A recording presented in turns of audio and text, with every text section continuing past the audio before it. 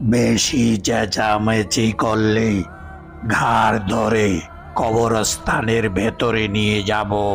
ঠিক এমন সময় সুমনের মেসেজ আসে। রবিন হাতে নিয়ে দেখে, তুই যে ট্যাক্সিতে উঠেছিস ওই ড্রাইভার গত বছর অ্যাক্সিডেন্টে মারা গেছে, তাই তোকে সাবধান করছি, যেভাবে পারিস ট্যাক্সি থেকে নেমে পাকা রাস্তা ধরে শহরের দিকে পালিয়ে যা। আমিও আসছি কিছুক্ষণের মধ্যে। এবার রবিন বুঝতে পারে আজ ভূতের পাল্লায় পড়েছে। রবিন এই প্রথম নেপালগঞ্জে এলো, তবে কোনো কাজে নয়।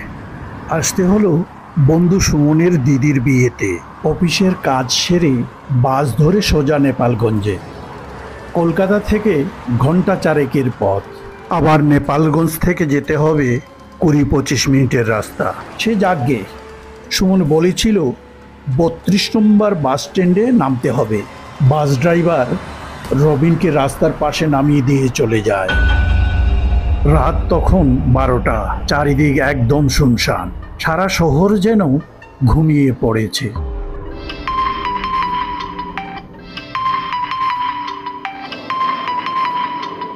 ঠিক এমন সময় সুমনের ফোন আসে। হ্যালো সুমন, চলে এসেছি, 32 নম্বর বাস স্ট্যান্ডে দাঁড়িয়ে আছি। শোন, তোদের বাড়ির ঠিকানাটা আমাকে মেসেজ করে পাঠিয়ে দে, আমি ট্যাক্সি ভাড়া করে নিয়ে চলে আসব। পোড়াবাড়ির ঘাট, চৌধুরী বাড়ি বললেই হবে। আর শোন, গাড়িতে ওঠার আগে ট্যাক্সির নাম্বারটা আমাকে SMS করে দিস। কিন্তু এত রাতে ট্যাক্সি কি করে পাবি? তার চাইতে তুই আধ ঘন্টা দাঁড়া, আমি নিজেই চলে আসছি। আরে বন্ধু, তোকে আসতে হবে না, আমি যেভাবেই পারি চলে আসব। সামনে একটা ট্যাক্সি দেখতে পাচ্ছি, এত ভাবিস না তো। কোনো অসুবিধা হলে আমি তোকে ফোন করব। ওকে বন্ধু, অসুবিধা হলে আমাকে ফোন করিস, আর মনে করে ট্যাক্সির নাম্বারটা পাঠিয়ে দে। ঠিক আছে ঠিক আছে, রাত যতই হোক আমি চোর ডাকাতের ভয় করি না।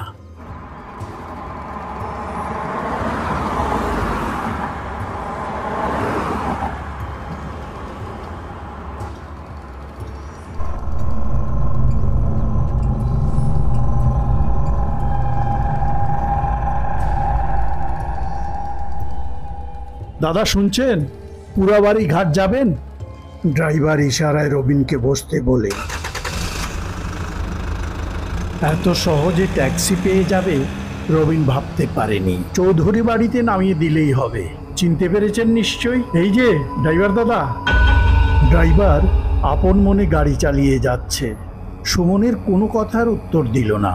এই গরমে মাথায় টুপি কেমন যেন অদ্ভুত মনে হয়। ড্রাইভার ওর কথা শুনতে পেয়েছে কিনা রবিন বুঝতে পারে না। এই যে ড্রাইভার দাদা, আমার কথা শুনতে পাচ্ছেন? বলছিলাম চৌধুরী বাড়ি চেনেন তো? না, কোনো উত্তর নেই।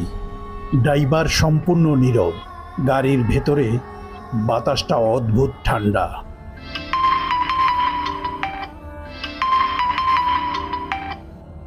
সুমনের ফোন। হ্যালো সুমন, আমি তোকে এক্ষুনি ফোন করতাম। ট্যাক্সি পেয়ে গেছি, আশা করছি তাড়াতাড়ি পৌঁছে যাব। নম্বরটাও কিন্তু তোকে পাঠিয়ে দিয়েছি, দেখে নিস। ওকে বন্ধু, বাড়ির বাইরে দাঁড়িয়ে তোর জন্য অপেক্ষা করছি। শহরের ভেতর দিয়ে এলে এই 20 থেকে 25 মিনিট লাগবে। রাখছি রে।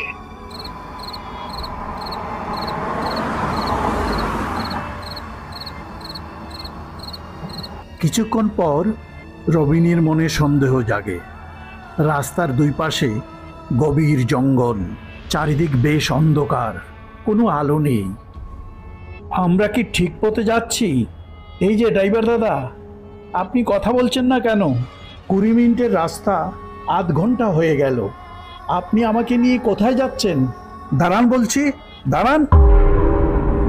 ড্রাইভার তবুও নীরব, কোনো কথার উত্তর নেই। রবিন মনে মনে ভাবে, চোর ডাকাতের পাল্লায় পড়লাম না তো। দেখুন, আপনি না দাঁড়ালে আমি পুলিশে ফোন করতে বাধ্য হব।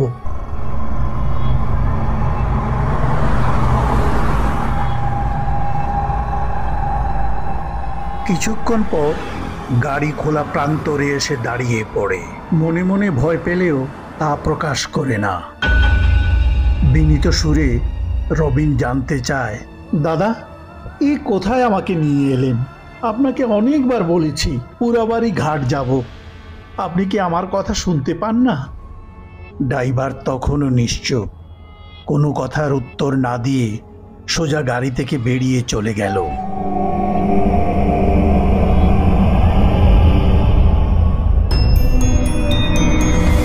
পাশেই একটা কবরস্থান। তাড়াতাড়ি বেরিয়ে চিৎকার করে জিজ্ঞেস করলো, আমাকে এই নির্জন স্থানে নামিয়ে আপনি আবার কোথায় চললেন? এই যে দাদা, একটা কবর তৈরি করতে যাচ্ছি। আপনি অনেকক্ষণ চেঁচামেচি করেছেন।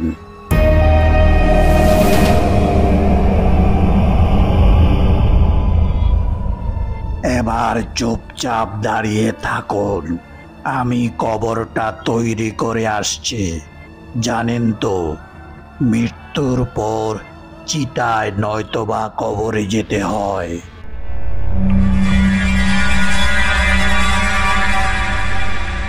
আরে দাদা, আমি আপনার গাড়ি ভাড়া নিয়েছি, আমাকে গন্তব্যে পৌঁছে দিয়ে আসুন, তারপর যা খুশি করুন। প্লিজ আমার সাথে ফাজলামও করবেন না। আমি দ্বিতীয়বার বলি না, বেশি চেঁচামেচি করলে ঘাড় ধরে কবরস্থানের ভেতরে নিয়ে যাব। ঠিক এমন সময় সুমনের মেসেজ আসে। রবিন হাতে নিয়ে দেখে, তুই যে ট্যাক্সিতে উঠেছিস ওই ড্রাইভার গত বছর অ্যাক্সিডেন্টে মারা গেছে, তাই তোকে সাবধান করছি, যেভাবে পারিস ট্যাক্সি থেকে নেমে পাকা রাস্তা ধরে শহরের দিকে পালিয়ে যা। আমিও আসছি কিছুক্ষণের মধ্যে। এবার রবিন বুঝতে পারে আজ ভূতের পাল্লায় পড়েছে। ঠিক আছে ঠিক আছে, আপনি কাজ করুন, আমি হেঁটে হেঁটেই চলে যাচ্ছি। তোকে বলেছি এখানে দাঁড়িয়ে থাকতে, আমার কথা কি কানে যায় না? তুই কি আমাকে মানুষ ভেবেছিস? তুই ভূতের ট্যাক্সি ভাড়া করেছিস, এবার তবে দেখ আমি কে।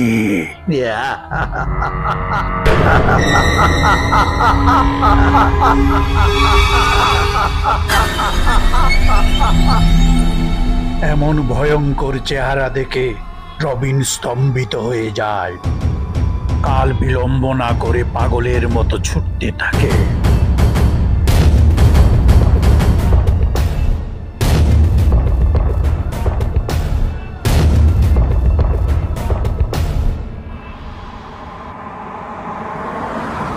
রবিন দাঁড়া, এ রবিন দাঁড়া, আমি সুমন। এত জোরে চালাচ্ছিস কেন? ধীরে চললে হবে না, এই ভূতটা ভীষণ ভয়ঙ্কর, যে কোনো সময় আমাদের পিছু নিতে পারে। তুই ভয় পাবি না, আমরা তাড়াতাড়ি বাড়ি পৌঁছে যাব। এ তো মহা মুশকিল ভাই, জীবনে অনেক ভূতের পাল্লায় পড়েছি, কিন্তু এরকম ভূত কোনোদিন দেখিনি।